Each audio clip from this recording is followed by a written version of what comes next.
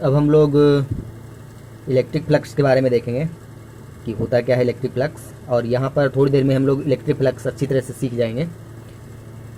तो फ्लक्स का मतलब फ्लो भी समझ सकते हैं, फ्लक्स का मतलब फ्लो समझ सकते हैं, और इलेक्ट्रिक फ्लक्स का मतलब हो गया, ऐसा नहीं समझ लेना है कि इलेक्ट्रॉन का फ्लो या इलेक्ट्रिक का फ्लो। जैसे कि कोई किसी एरिया से यदि वाटर फ्लो करता है तो उसको हम लोग वेलोसिटी फ्लक्स कहते हैं। यदि टेम्परेचर फ्लो करेगा किसी एरिया के द्वारा तो उसको हम लोग टेम्परेचर का फ्लक्स कहेंगे।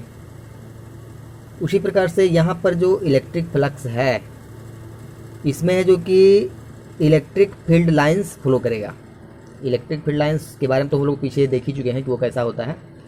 सिर्फ इमेजिन करना है कि किसी भी रीजन से होकर के इलेक्ट्रिक फील्ड लाइंस पास कर रही है। तो इलेक्ट्रिक फ्लक्स को सीखने से पहले हम लोग को एक वर्ड आएगा एरिया वेक्टर, उसको जो कि सीखना पहले ज़रूरी है। तो पहले हम लोग थोड़ा सा एरिया वेक्टर के बारे में देख लेते हैं।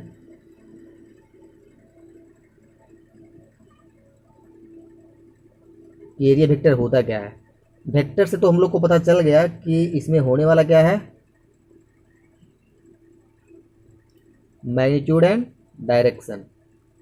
और एरिया का मतलब कोई भी इस प्रकार से बाउंडेड रीजन हो सकता है, स्क्वायर हो सकता है, रेक्टेंगल हो सकता है, रिंग हो सकता है, डिस्क हो सकता है। अब यहाँ पर कोई ज़रूरी नहीं है कि जो बाउंडेड रीजन होगा वो डिस्क होगा या रिंग होगा, इसमें कोई ज़रूरी नहीं है, कुछ भी हो सकता है। डिस्क या रिंग दोनों में से कोई भी हम लोग मान सकते हैं। और ये कोई ज़रूरी नहीं है कि मटेरियल है जो कि वो भरा हुआ होना चाहिए, खाली भी हो सकता है। सिर्फ एरिया हम लोग को डिफाइंड होना चाहिए बस। तो एरिया वेक्टर का मतलब क्या हुआ कि जितना एरिया है उसके मैग्नीट्यूड के बराबर एक वेक्टर। एरिया वेक्टर का मतलब क्या हुआ, जितना एरिया का वैल्यू है उसके मैग्नीट्यूड के बराबर एक वेक्टर इमेजिन करना, यही हुआ एरिया वेक्टर।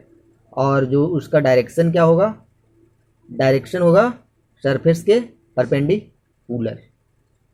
जो भी एरिया रहेगा ना, जो सरफेस रहेगा, जिस सरफेस का एरिया की बात करेंगे हम लोग, उसके सरफेस के परपेंडिकुलर होगा।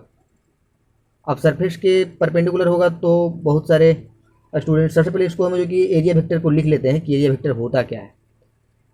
तो लिखते हैं कि it is a vector. Area vector क्या है, a vector whose magnitude is equal to,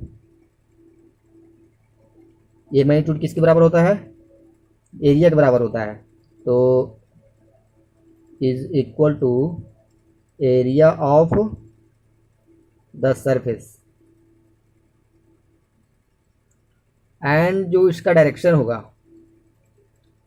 and direction it is perpendicular to, perpendicular to its surface, मतलब इस सरफेस के परपेंडिकुलर होगा। तो कन्फ्यूजन हो सकता है कि सरफेस कुछ इस प्रकार से है, रिंग या डिस्क कुछ भी मान सकते हैं। तो इसका सरफेस तो एरिया का जो परपेंडिकुलर होगा डायरेक्शन, वो तो इधर भी हो सकता है और इधर भी हो सकता है।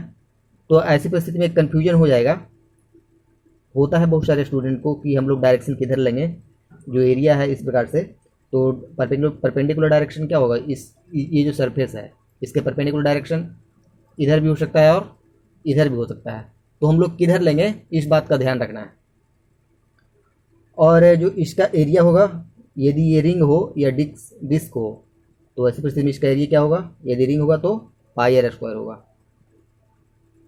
तो यहाँ पर आगे हम लोग चलेंगे, चल करके देखेंगे कि जो वेक्टर का डायरेक्शन लेना है, परपेंडिकुलर तो लेना है, लेकिन इस डायरेक्शन में लेंगे कि इस डायरेक्शन में लेंगे, वो जो कि आगे चल करके देखेंगे। तो एरिया वेक्टर का मतलब समझ में आ गया होगा कि एरिया वेक्टर का मतलब किसी भी एरिया का मैग्नीट्यूड के बराबर एक वेक्टर, और जो उसका डायरेक्शन होगा वो सरफेस के परपेंडिकुलर होगा। अब है जो कि सिचुएशन कुछ ऐसा हो सकता है कि जो सरफेस है वो परपेंडिकुलर वो इस प्रकार से ना हो करके कुछ इंक्लाइन हो, एकदम हॉरिजेंटली या वर्टिकली ना हो करके कुछ इस प्रकार से इंक्लाइंड होगा। तब ऐसी परिस्थिति में जो एरिया वेक्टर होगा वो क्या होगा, इस सरफेस के परपेंडिकुलर, इस प्रकार से वेक्टर ए भी कर सकते हैं इसको।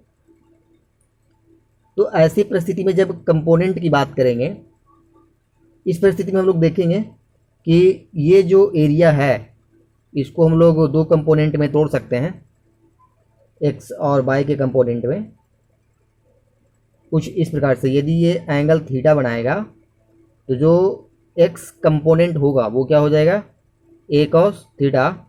ये जो ए कॉस थीटा है उस एरिया का मैग्नीट्यूड है, और यहाँ पर है जो कि ये वाला होगा वो क्या हो जाएगा, ए साइन थीटा। और जो ए का मैग्नीट्यूड है वो क्या हो जाएगा, पाई आर स्क्वायर, सर्किल का ही ना होता है। तो यहाँ पर यदि ए कॉस थीटा की बात करेंगे तो जो ए कॉस थीटा का मैग्नीट्यूड होगा और उसका जो एरिया बनेगा, हम लोग उसको ऐसे भी कर सकते हैं, इस एरिया को भी हम लोग क्या कर सकते हैं, ए कॉस थीटा, क्योंकि ये क्या है, एरिया वेक्टर की बात हमने किया था। तो ए कॉस थीटा है वो क्या हो गया, इस बॉन्डेड रीजन का एरिया, और डायरेक्शन ये परपेंडिकुलर दिखा रहा है एक्स के अलोंग। तो इस प्रकार से इसका जो मैग्नीट्यूड हो गया, ये जो हमने नया वाला रिंग अभी बनाया है उसका। और उसी प्रकार से यदि ए साइन थीटा की बात करेगा कि इस मैग्नीट्यूड का यदि एरिया पूछेगा तो क्या हो जाएगा, इस प्रकार से। क्यों इस प्रकार से होगा, क्योंकि इसका जो डायरेक्शन हम लोग देख रहे हैं ए साइन थीटा का, वो इस सरफेस के परपेंडिकुलर अब हो जाएगा।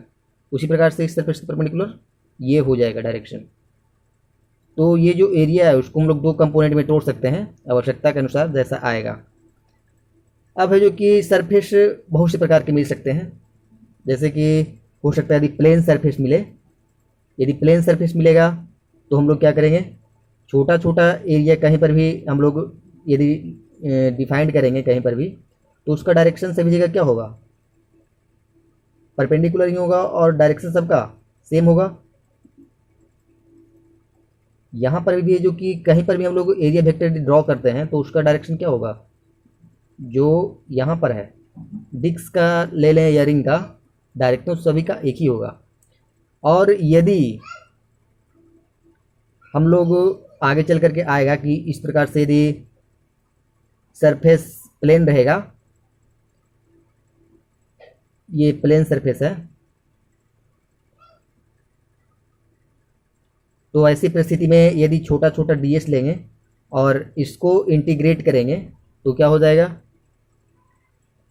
Vector A.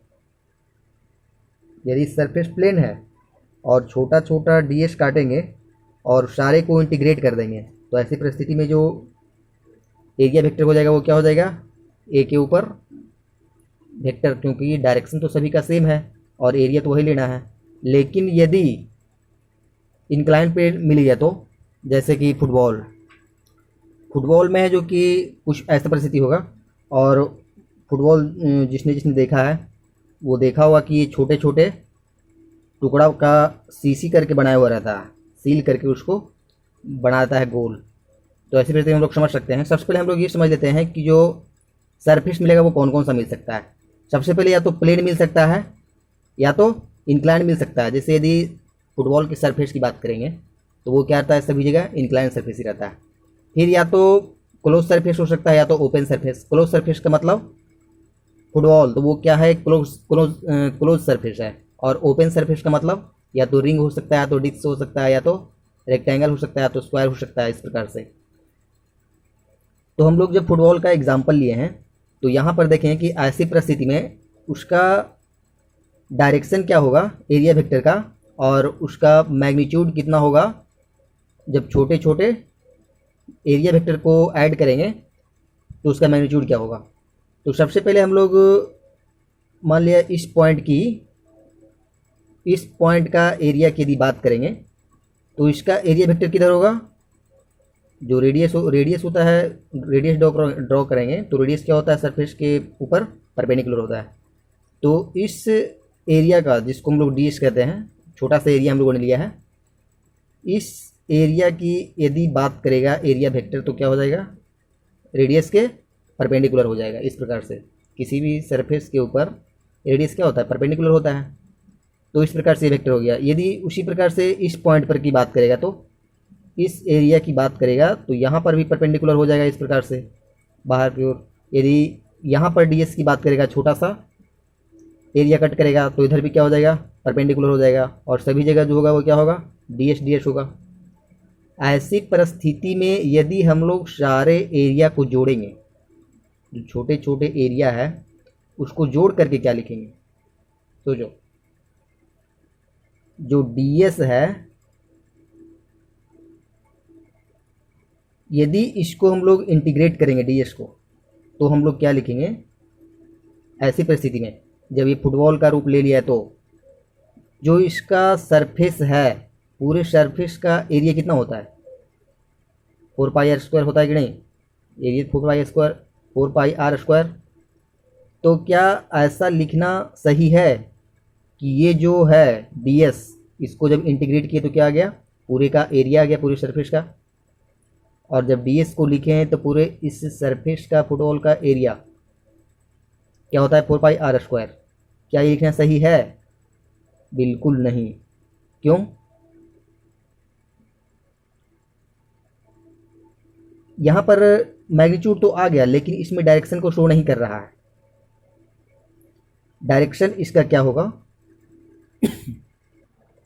सॉरी, यहाँ पर हम लोग देखेंगे कि जो ds है वो 4πr² के बराबर नहीं होगा। क्यों, क्योंकि यहाँ पर जो ds है वो एरिया वेक्टर को रिप्रेजेंट कर रहा है, और जो 4πr² है ये ओनली इस सरफेस के मैग्नीट्यूड को रिप्रेजेंट कर रहा है। तो इसका जो होगा एरिया वेक्टर वो क्या हो जाएगा, जीरो वेक्टर, या इस प्रकार से लिख सकते हैं जीरो वेक्टर। अब जीरो वेक्टर क्यों होगा, क्योंकि ऐसी परिस्थिति में मान लिया कि यहाँ पर ds है तो इसका डायरेक्शन इधर हो गया, और इसके जस्ट अपोजिट साइड में यदि हम लोग ds लेते हैं तो क्या हो जाता है, इस डायरेक्शन इसके अपोजिट, तो एक दूसरे को क्या करेगा, कैंसिल। उसी प्रकार से यदि यहाँ पर हमने ds इधर लिया है, इसके जस्ट अपोजिट साइड में जो डायरेक्शन होगा क्या हो जाएगा, उसके जस्ट अपोजिट हो जाएगा, तो ये एक दूसरे को क्या करेगा, उसी प्रकार से सारा को कैंसिल कर देगा। तो कहने का मतलब है जो कि एरिया वेक्टर होगा वो क्या हो जाएगा, जीरो वेक्टर हो जाएगा। तो ये जो 4πr² है ये है क्या,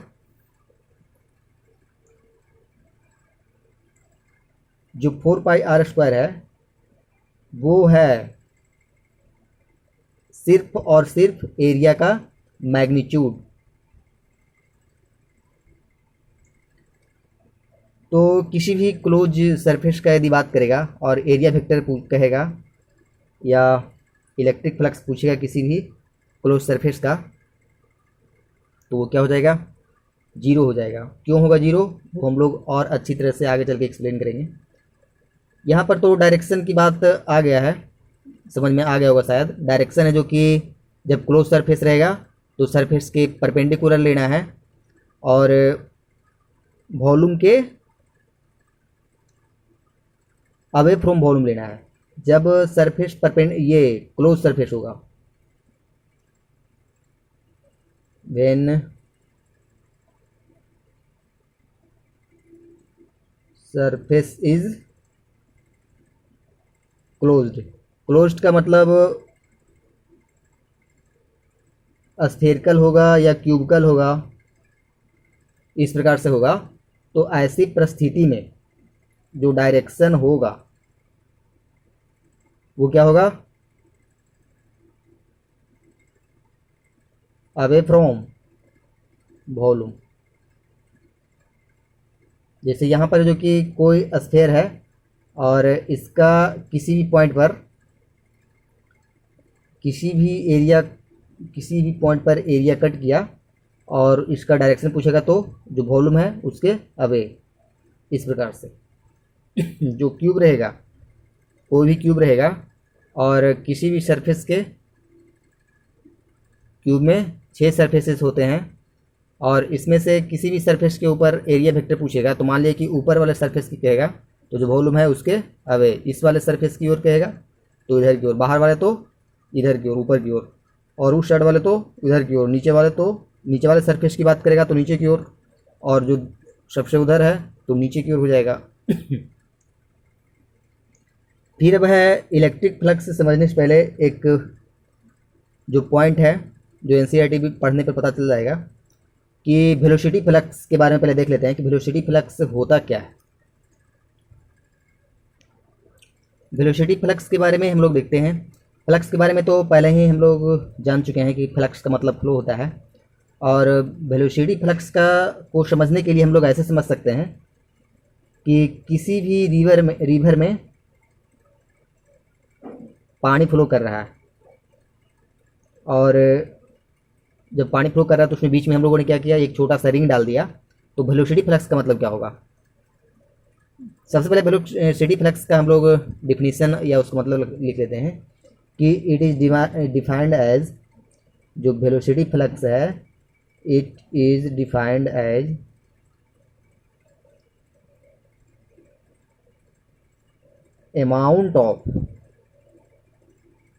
amount of flow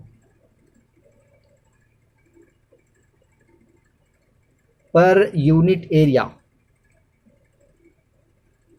per unit time per unit time through the given area। मतलब जब रिवर में क्या हो रहा है, वाटर फ्लो कर रहा है इस प्रकार से, और हम लोग उसमें बीच में क्या किए हैं, एक रिंग को डाल दिए हैं, तो वाटर क्या करेगा, इससे फ्लो करेगा। इसका एरिया ए मान लेते हैं और ये एक रिंग है। तो कन्फर्म है कि टी टाइम में कुछ न कुछ वॉल्यूम वाटर इससे फ्लो करेगा। मान लिया कि ये जो यहाँ पर पॉइंट है, ये जो पॉइंट है पानी का, यहाँ पर का जो पानी है पार्टिकल, वो टी टाइम के बाद इस रिंग को पार कर गया। टी टाइम के बाद इस रिंग को पार कर गया, और इस पार्टिकल का वेलोसिटी या फिर जो रिवर का वेलोसिटी है वाटर का, उसको हम लोग भी मान लेते हैं। जो भी है वो क्या है, स्पीड ऑफ फ्लो है।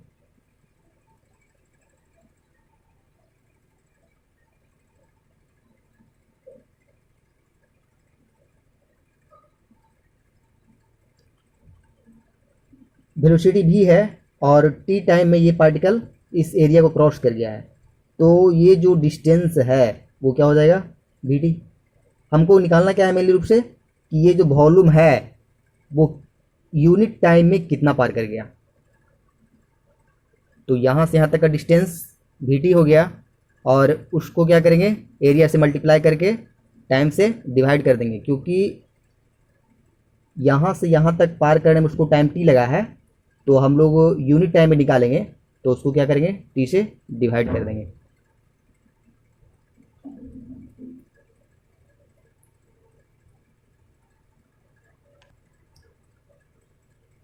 तो इसके लिए हम लोग क्या करेंगे, सबसे पहले निकाल लेते हैं कितना डिस्टेंस ट्रेवल किया। तो लिखते हैं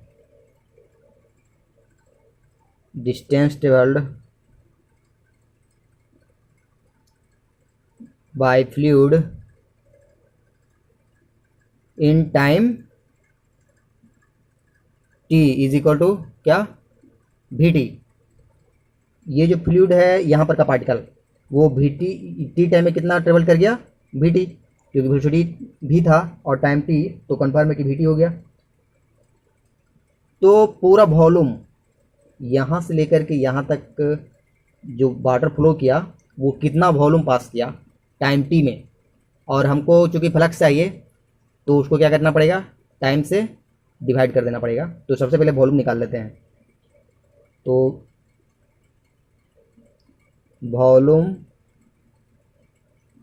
phloem in time T is equal to क्या हो जाएगा, वी टी इंटू ए, यहाँ से लेकर के यहाँ तक जितना पास किया इंटू मल्टीप्लाई बाई एरिया। लेकिन हमको चाहिए क्या, पर यूनिट एरिया चाहिए, पर यूनिट टाइम चाहिए। तो लिखना पड़ेगा वॉल्यूम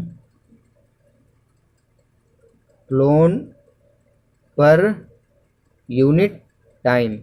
यहाँ पर जो इतना वॉल्यूम पार किया था वो टाइम टी में किया था, तो पर यूनिट टाइम का मतलब जो आया है टाइम टी में उसको टी से डिवाइड कर देंगे। जब इसको बटा टी करेंगे तो टी ऊपर और टी नीचे कट जाएगा, सिर्फ क्या हो जाएगा वी ए या ए भी कर सकते हैं। ये जो वी ए या ए भी आया यही क्या है, वेलोसिटी फ्लक्स है।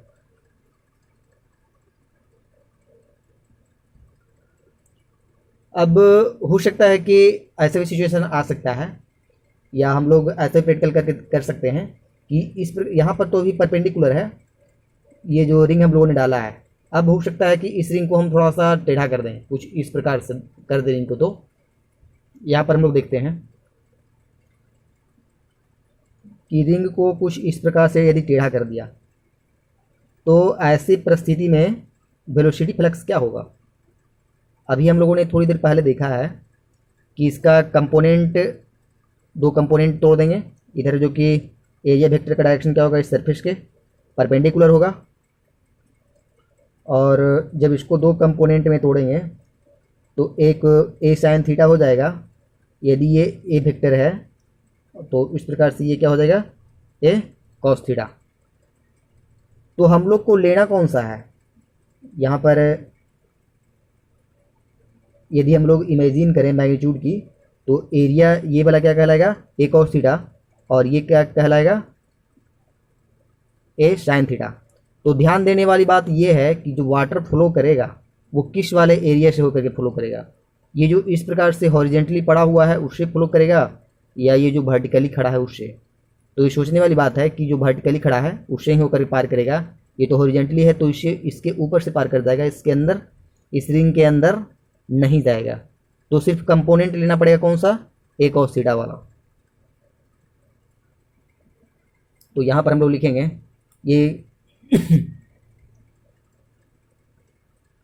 जो टी टाइम में फॉलो करेगा वो क्या हो जाएगा, यहाँ पर भी उसी प्रकार से ले सकते हैं कि वी टी टाइम टी में करेगा तो 1 में लिखते हैं। तो डायरेक्ट हम लोग क्या ले लेते हैं कि वॉल्यूम फ्लोन FLOWN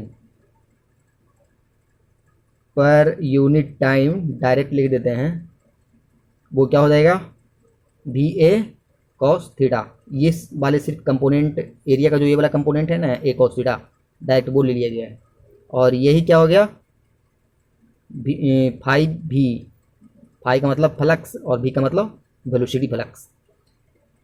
तो यहाँ पर है जो कि VA कॉस थीटा, ये लग रहा है कि डॉट प्रोडक्ट है, और यदि डॉट प्रोडक्ट की बात करेंगे तो ये क्या हो जाएगा, A डॉट V या V डॉट A। यहाँ पर जो थीटा है वो क्या है, वेलोसिटी और एरिया के बीच का एंगल है। तो जो थीटा है वो V एंड A के बीच का क्या है, एंगल है।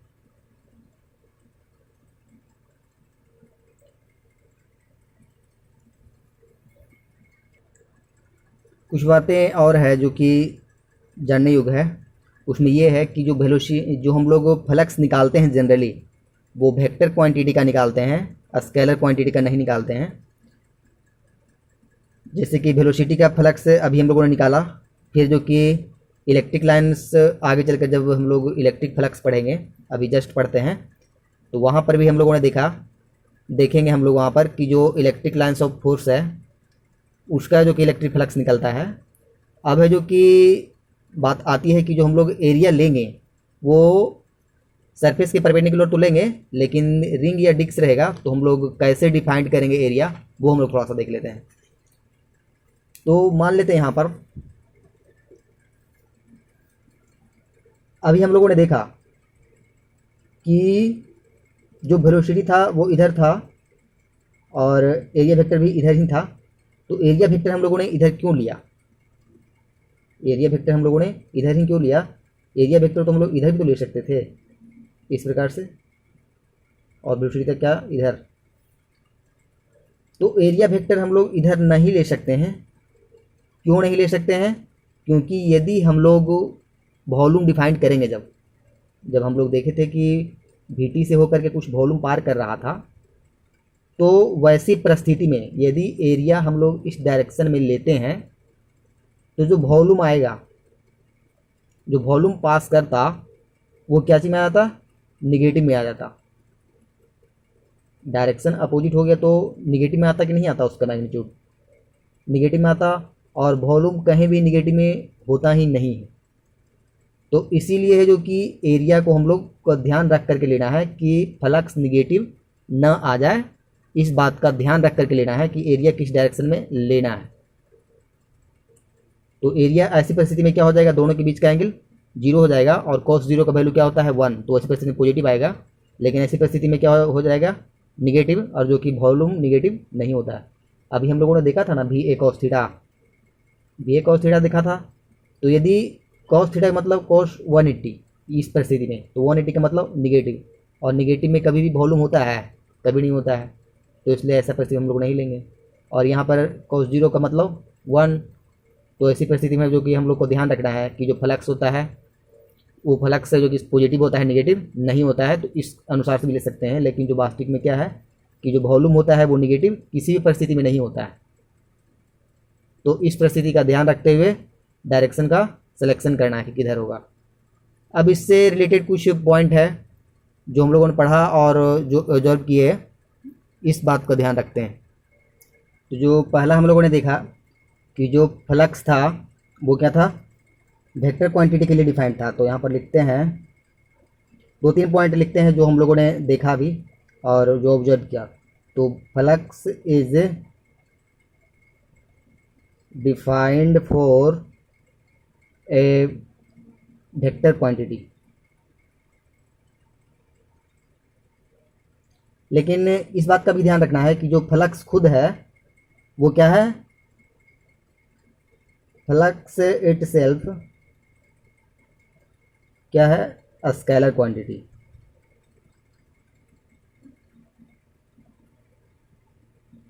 फिर जो हम लोगों ने देखा या ऑब्जर्व किया, या हम लोग कह सकते हैं इस प्रकार से कि किसी भी वेक्टर क्वांटिटी को एरिया वेक्टर के साथ यदि हम लोग उसका डॉट करते हैं तो वो क्या हो जाएगा? उस वेक्टर का फ्लक्स कहलाएगा। तो लिखते हैं कि डॉट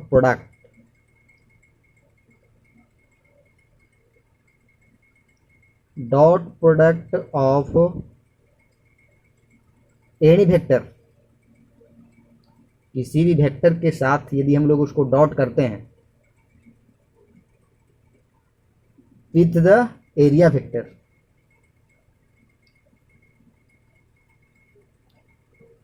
वो क्या कहलाएगा?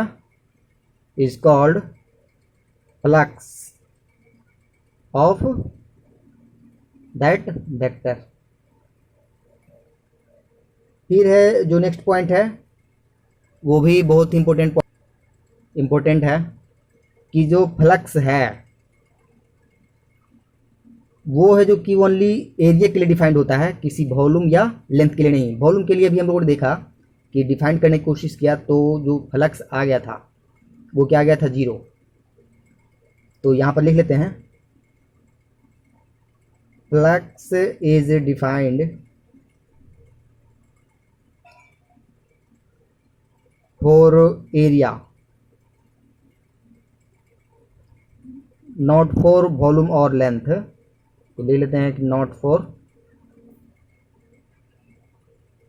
वॉल्यूम और length.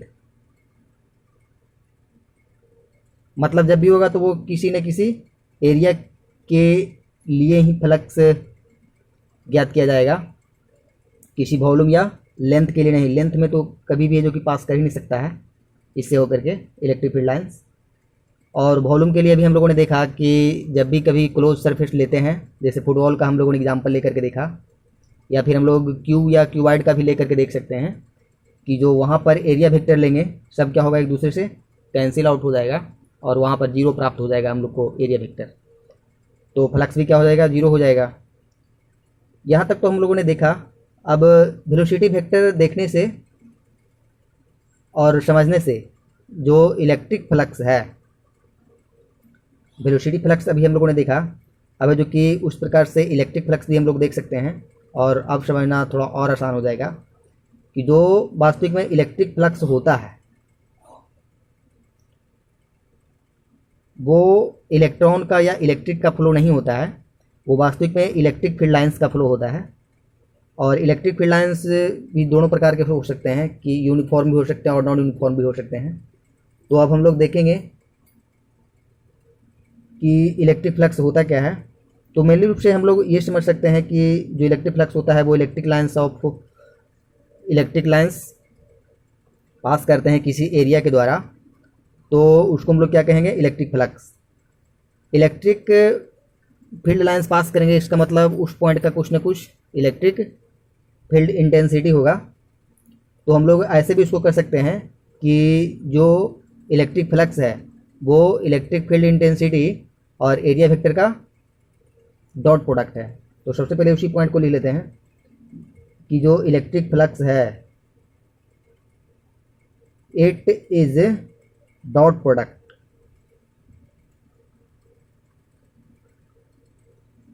Of electric field intensity, या इलेक्ट्रिक इंटेंसिटी सिर्फ लिखते हैं,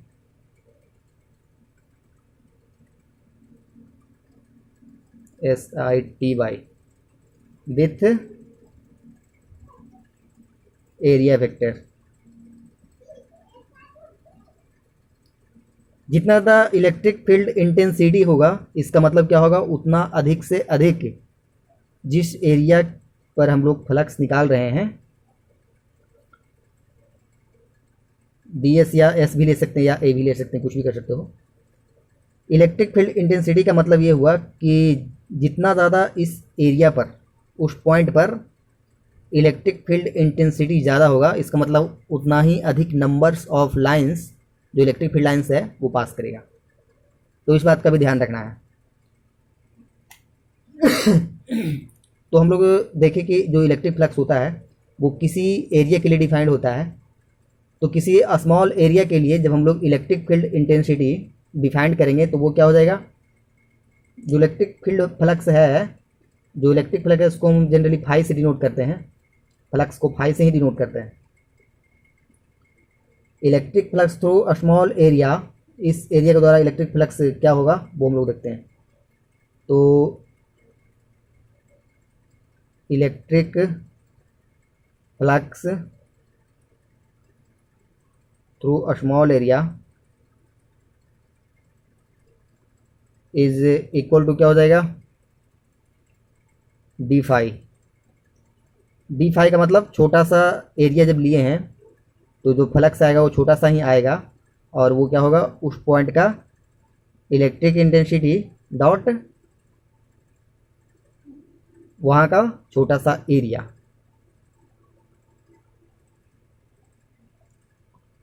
तो जो पूरा सरफेस होगा, जो लार्ज सरफेस होगा, उस पूरे का फ्लक्स कितना होगा। तो लिखेंगे यहाँ पर electric flux through large area is equal to क्या हो जाएगा, जब छोटा सा ds करते थे तो डी फाई आया उसका इलेक्ट्रिक फ्लक्स।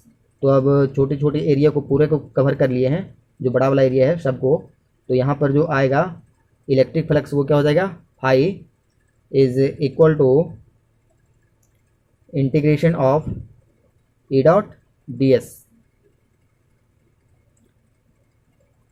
ये क्या हो गया, इलेक्ट्रिक फ्लक्स। यहाँ पर इसका एसआई यूनिट भी देख सकते हैं। इसका एसआई यूनिट क्या हो जाएगा, इलेक्ट्रिक फील्ड इंटेंसिटी का यूनिट वोल्ट पर मीटर, और ये जो एरिया है उसका मीटर स्क्वायर। तो वोल्ट पर मीटर और मीटर स्क्वायर, तो वोल्ट मीटर यहाँ पर हो जाएगा। और ऐसी परिस्थिति में यदि फील्ड यूनिफॉर्म हुआ या यदि फील्ड नॉन यूनिफॉर्म हुआ या सरफेस इंक्लाइंड हुआ, तो ऐसी परिस्थिति में इलेक्ट्रिक फील्ड, ये इलेक्ट्रिक फ्लक्स क्या होगा वो भी हम लोग देखते हैं। यदि इलेक्ट्रिक फील्ड यूनिफॉर्म हुआ, if electric field be uniform, इसका मतलब जो हम लोग इंटीग्रेशन कर रहे थे, इंटीग्रेशन ऑफ ईडीएस, इसमें जो कि इलेक्ट्रिक फील्ड यूनिफॉर्म हो गया, इसका मतलब हम लोग क्या करेंगे, इसको कांस्टेंट भी मान सकते हैं, तो इसको बाहर भी निकाल सकते हैं कांस्टेंट मान करके। तो ऐसे भी लिख सकते हैं कि ई इंटीग्रेशन डी एस, इस प्रकार से। यदि प्लेन सरफेस रहा तो for plane surface,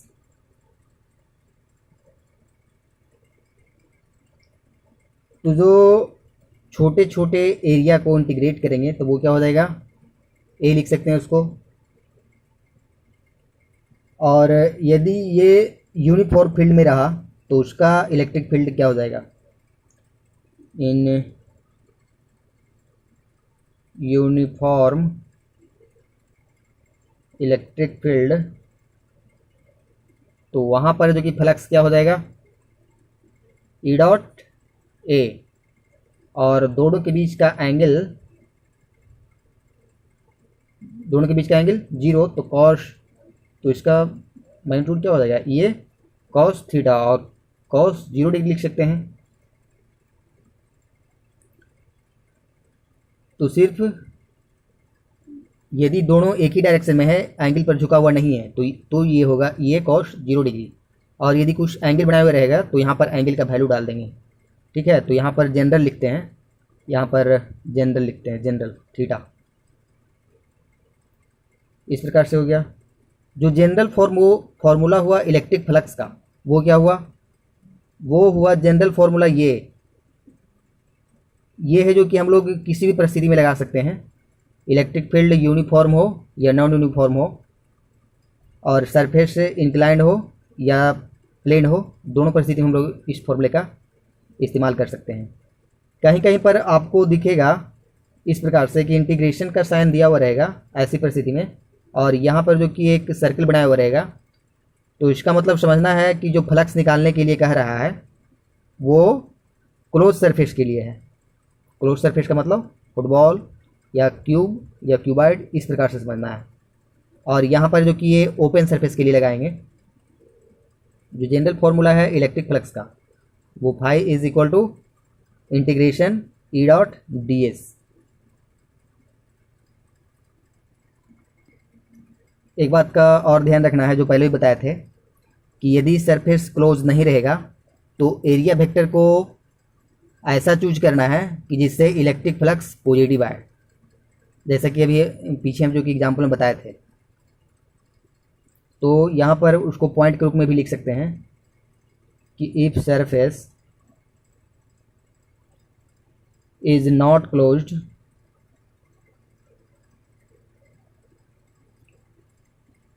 then choose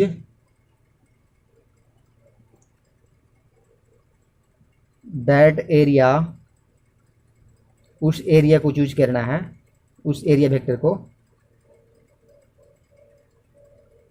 which makes the flux positive.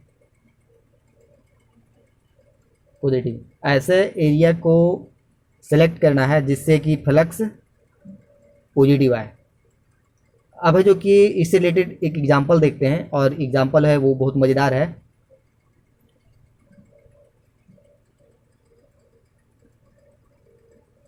Example कुछ इस प्रकार से है कि एक हेमिस्फेयर है। हेमिस्फेयर का मतलब कुछ इस प्रकार से,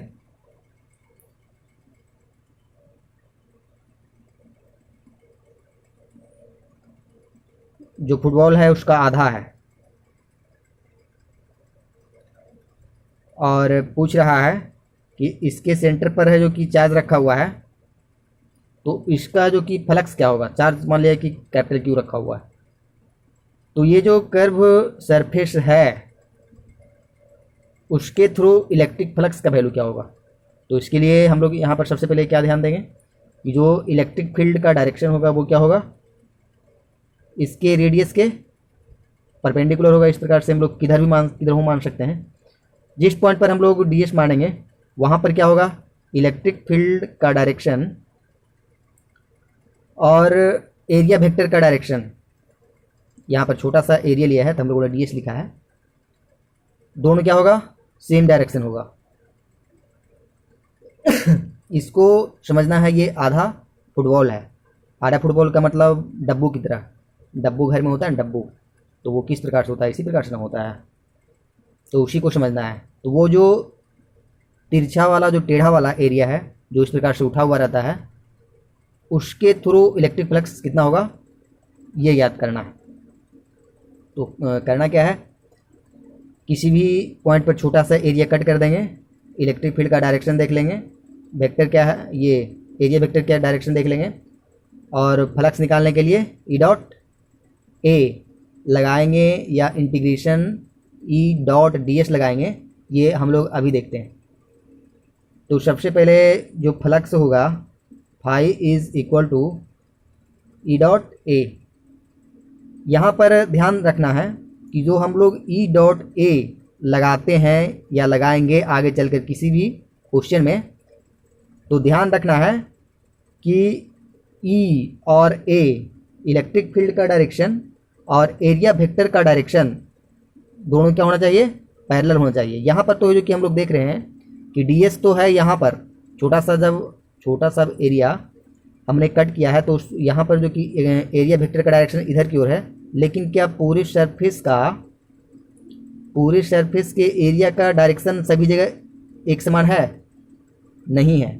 तो ऐसी परिस्थिति में phi is equal to E dot A का इस्तेमाल नहीं करेंगे।